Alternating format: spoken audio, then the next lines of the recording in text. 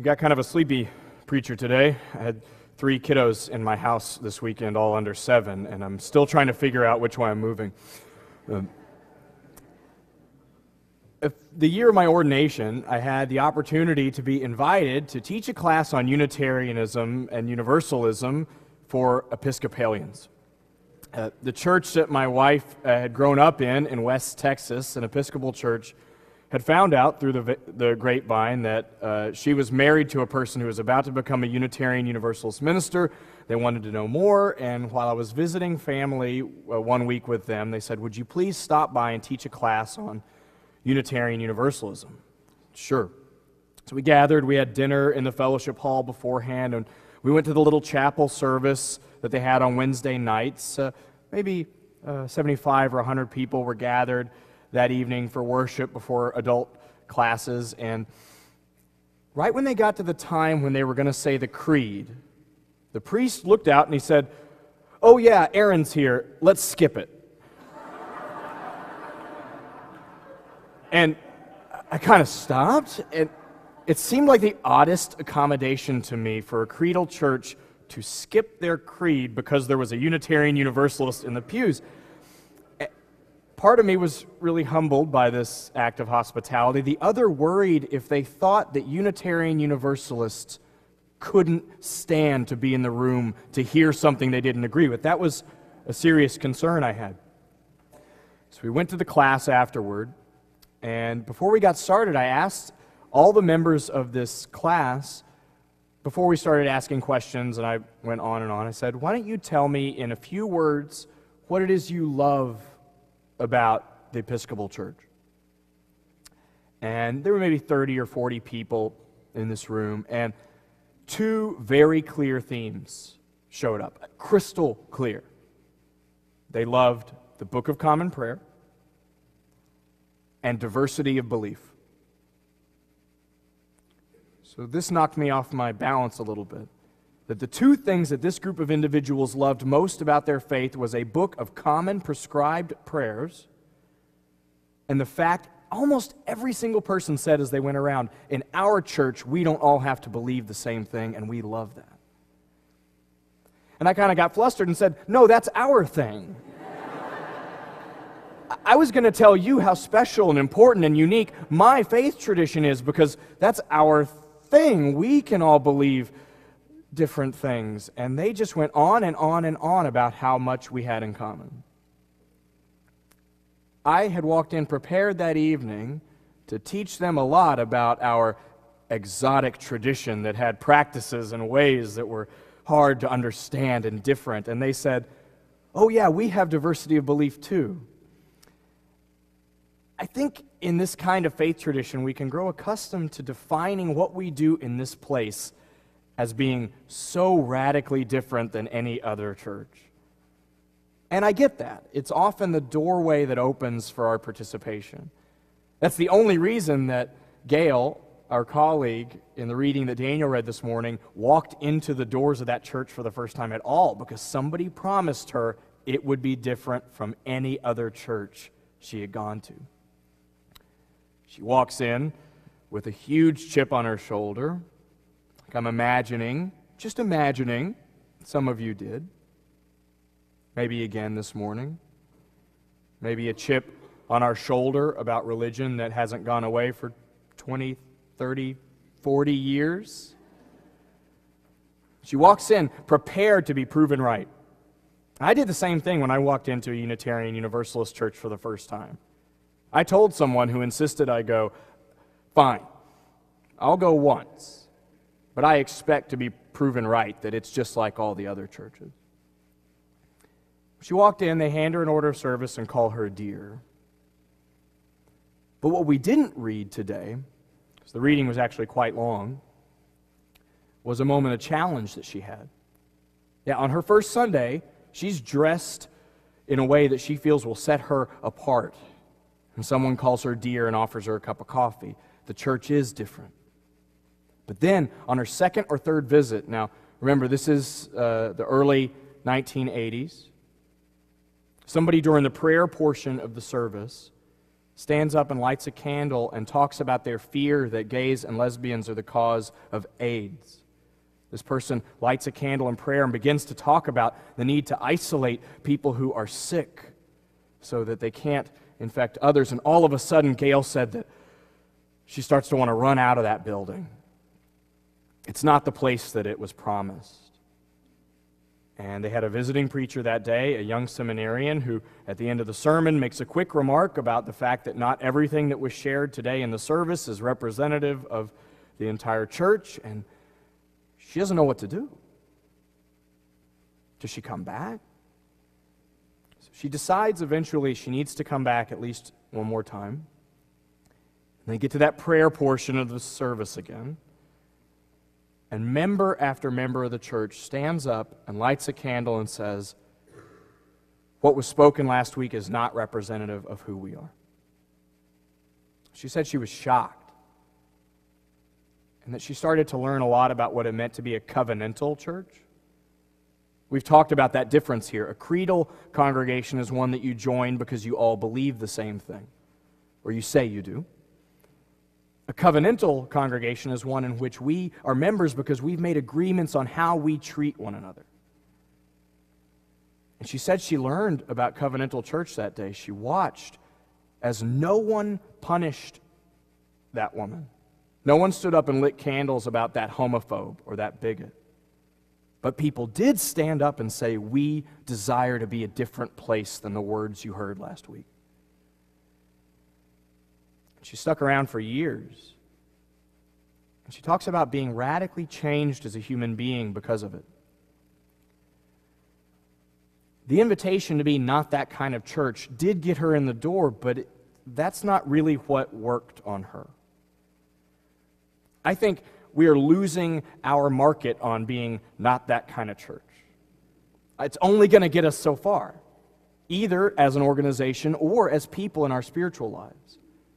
Historically, we have been on the forefront of major movements for equality and change in this country, and then they become less and less special. Universalism was the 5th biggest religion in the United States at one point in the 1800s, and then the Methodists stopped preaching about hell so much. Became less and less distinct.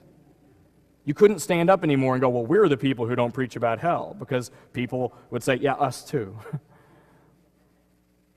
The latest data shows that over 50%, we've reached the 50% tipping point, 50% of congregations in the United States, thank you, Tracy, for sharing that study with me, 50% of congregations in the United States are now welcoming of GLBT individuals in full participation in the congregation. Yeah, it's great news.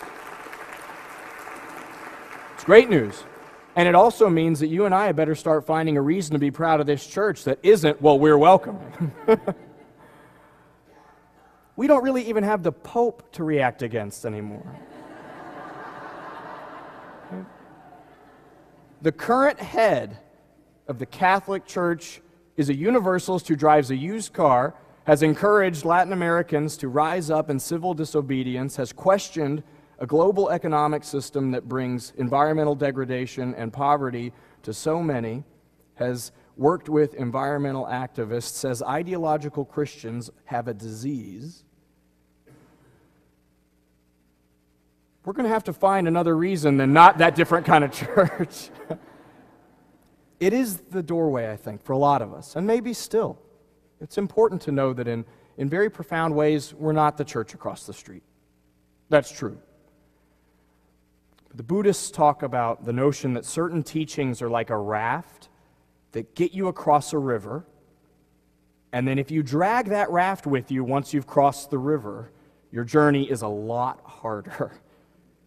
Some things get us where we need to go, and then we leave them there. I think that our call in this place isn't to be different than the church across the street. Our call is to come in here week after week, year after year, and ponder, how am I called to be different than I was the first day I walked in? And this is difficult. A lot of us came from traditions that told us that we were not good and loved as we were born, or with the questions we asked, or 1,000 different things. And the notion that we are called to change is something we would have liked to have kept dragging with us after we got out of the river. I had the experience a couple of weeks ago of looking in the mirror and not recognizing myself. Have you had this moment? I had changed in ways that I didn't really know until I'd stopped and looked for a long time. I think that kind of change happens to us a lot. We find ourselves radically changed because of an accident or a tragedy. We lose a relationship, we lose a job, somebody we love gets sick, and all of a sudden life is different. And even though we don't like it, we can understand that kind of change. Or we look in the mirror, whether that mirror is glass in a bathroom or a church, and say, oh my God, I've changed. Sometimes for the better and sometimes for the worse. I don't want to only have change happen to us. Something really valuable that this place offers in our ability to be called to be different in important ways that we can approach mindfully. We can play an active role in this process. Last week, Daniel talked about prayer, and I've been thinking a lot about that this week myself, a prayerful response to this church. It seems paradoxical that a prayerful response would actually give you agency in how you change, but I see that happening in my life over and over again. I wonder how many of you were here the day that we exchanged prayer cards in the service. Okay, a good number. Those cards, first of all, we got more of them than were taken. So more people needed to be prayed for than we thought. And we've kept those prayers, the extra. Daniel has a collection, and so do I, and some of our staff members do, from those days. Let me tell you what nobody in the church prayed for. Nobody prayed that we would not be the church across the street. Nobody prayed, I'm fine, thank you, all is well. These cards were evidence, first of all, that the person sitting next to you in the pew is carrying more than you will ever know. They carried with us evidence that the thing that you didn't like in a service or a class was what somebody else needed so badly, and that relationship will shift. But people asked for profound, concrete changes in their life. One asks for peace and happiness for a family and children. One person needs better health so that they can care for the people that they love in their life. One person prays that they would be more patient and compassionate and loving. One prays for a newborn grandchild. One person wants to be more generous. This person needs their relationship with their sister to change. One more prayer for compassion. People prayed a lot to be more compassionate. And here a prayer for peace, confidence, and acceptance for a child. Both of us have some of these extras that we use in our daily prayer practices. What's evident to me is that the people sitting next to you in the pews didn't believe they were done with their search once they found a church that was different. The pews are filled with human beings who are desperately longing for profound growth and change in our lives. Even if that's just to hear that you're loved more often, that's a change too. That's more love.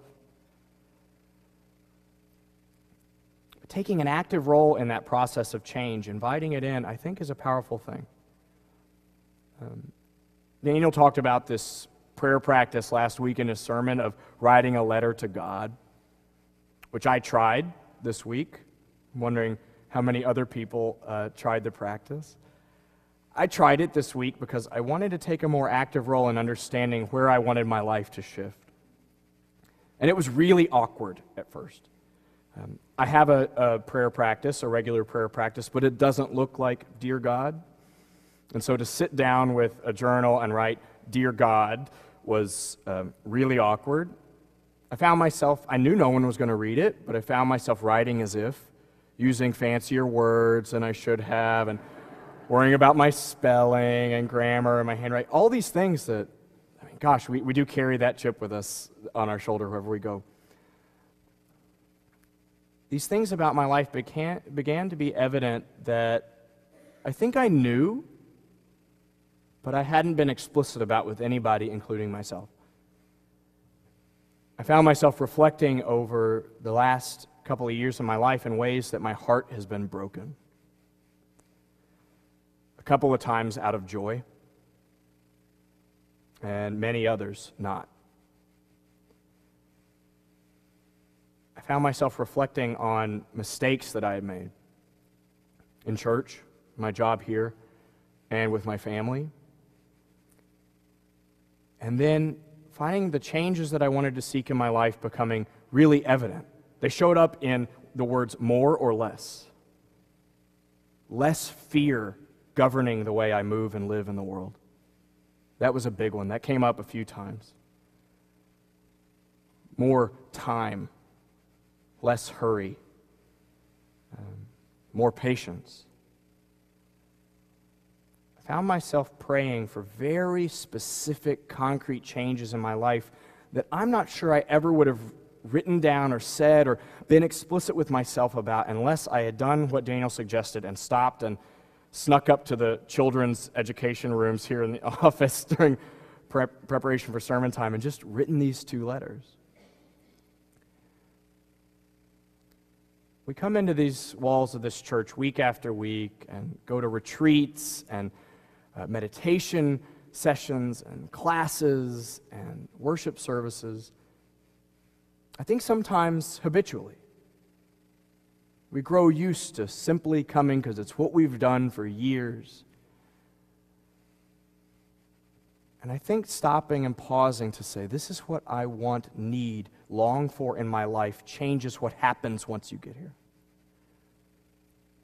But to have an active role in how this place changes you means at least having humility guide us for the first step. It means I have to admit to myself that the idea that I should probably change isn't a shameful thing. It's a human thing. That if I'm carrying anger that I wish was gone, annoyance that I wish I didn't bring into my relationships, years of chips of whatever kind I'm sure we all have on our shoulders, admitting that those need to go away is not a shameful thing. It means also admitting that I am not all-powerful and all-knowing, surprise, surprise, and that I can't achieve the life I'm called to live without you. Gail described a covenantal church, not one where people moved from the church across the street and were left alone for many years and everything turned out great, but a church where people worked on each other. And that takes humility. I think also taking an active role in how our lives are changed means intention. It means stepping into the car on the way here to service and reminding ourselves, what is it that I want to see changed in my life? Knowing that I'm walking into this worship service today praying that I will find more peace, more compassion, more love, less fear. Dropping our children off in the education classrooms knowing very well what we want for their lives. I walked into that Episcopal church excited to tell them how different I was than them. And they said, And Gail walked in expecting to be proven right that this church was going to be like all the other ones, and it wasn't, but that really wasn't the important thing at all. When she allowed a group of people to change her life, that was the powerful thing. We can let life happen to us, and it will, whether we like it or not. And it's impossible to encounter a reality bigger than ourselves, church, God, family, without being changed. But each of us can enter into a prayerful relationship with this place that allows us to take an active role in how it changes us. And I've seen that happen in my life. Just being with you for 5 years, I am more patient than I've ever been. No, that's a good thing. It's a good thing. I've seen troubles in the world that I never thought I would have to see, confronted with the realities of pain and injustice in people's lives that I never wanted to see. And yet, I have seen more people step up and work to lessen the suffering of the world than I ever thought I would see. I have been convinced of the goodness of the human condition by coming back to this place over and over. And I feel held and cared for by a larger community of human beings than I ever thought I would be in all my years on this earth. But it's only going to get better if I come in here and know I'm seeking this type of change. So I invite you to use this place mindfully. To write down, whether it's in your letter to God, or a card in prayer, or a note to a friend, or to one of us, or to yourself, these are the ways that I'm longing for my life to change. To keep that at the front of your mind when you come in here week after week, because I know you will look at yourself in the mirror, whether it's this place or at home, and be changed. My hope is that your prayers and your activities and your work here help you be proud of the person that you encounter there. May it be so. And amen.